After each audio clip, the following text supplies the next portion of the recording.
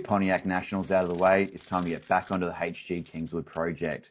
First cab off the rank is to finalise the radiator modifications, which includes getting rid of the lower outlet, which is absolutely massive because it's to suit a Chevy V8. It's like 2.5 inch, whereas I need like a 38mm, which is about 1.5 inch or something like that.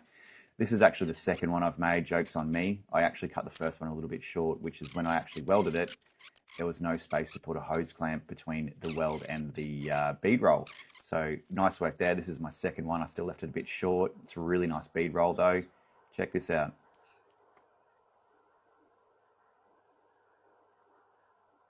It's not bad for a $50 bead roller. I really like it. I've used it heaps lately too, so shout out to the eBay bead rollers.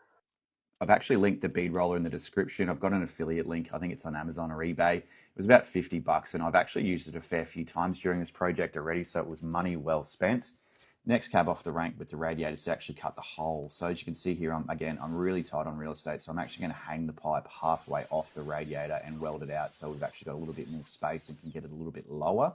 And I've also got to plug up that massive hole, so that's also going to be fun. So to do that, I've just used some hole saws to make the actual templates to fill in the holes themselves, and then I'll just weld around it.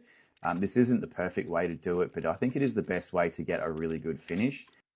I've also got to make a semicircle to fill in the back half of that pipe that half hangs off. So we got that cut out, we've got it all tacked in, and it's time to weld out. So being a radiator, this didn't weld very well. It smelled like coolant the whole time, and even though I spent a lot of time cleaning it, it still didn't weld 100%.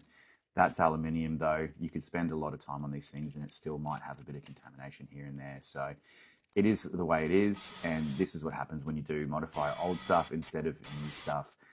These radiators are pretty cheap, so worst case scenario, if I ever do need to do another one, I'll just buy a brand newie and use that. They're off eBay for about $200. If you've got a HG and you need something that needs a bit of cooling, whether it's a V8 or a Hot 6, I recommend these. They come with fans and everything, and they were like $250, including the fan shroud. So definitely check them out as well.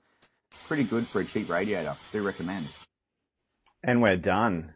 So just recapping, we've capped this outlet here and just welded it up.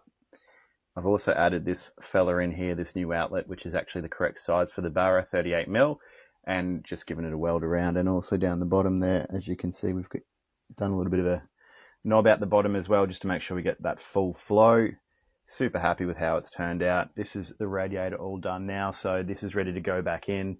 We can now get the lower radiator hose fabbed up, and that will finalize the radiator and cooling system aside from the turbo. So happy days.